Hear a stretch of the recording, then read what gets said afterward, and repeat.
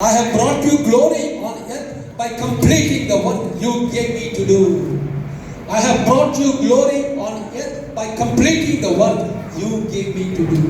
చేయుటకు నీవు నాకు ఇచ్చిన పని నేను సంపూర్ణంగా నెరవేర్చి భూమి మీద నిన్ను మహిమపరచుతని. చేయుటకు నీవు నాకు ఇచ్చిన పని నేను సంపూర్ణంగా నెరవేర్చి భూమి మీద నిన్ను మహిమపరచుతని.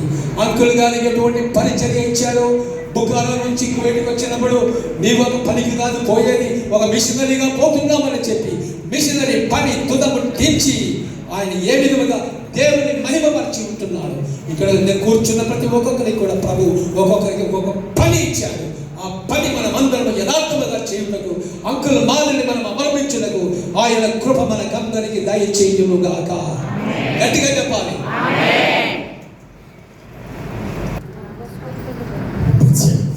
తెలియజేస్తున్నాం.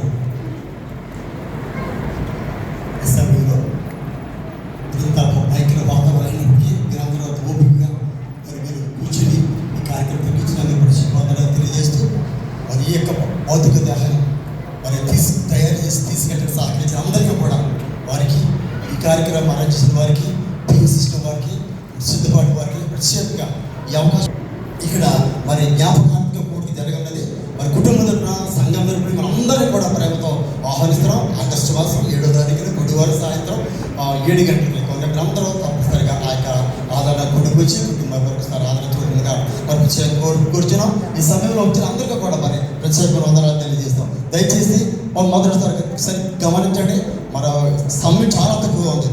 ఈ వింగ్లో కూర్చున్న వారు మొదట వచ్చి ఇలా చూసుకుని ఈ డోర్ అంటా బయటకు వెళ్తారు. మొదట కూర్చున్న కాపని ఈ బెంచ్ స్టార్ట్ అవ్వండి చూసుకుంటా మరి పూర్వముఖులు తీసి మరి కూడా అక్కడ పెట్టి ఈ విధంగా క్రమంగా అందరికీ అవకాశం ఉంది.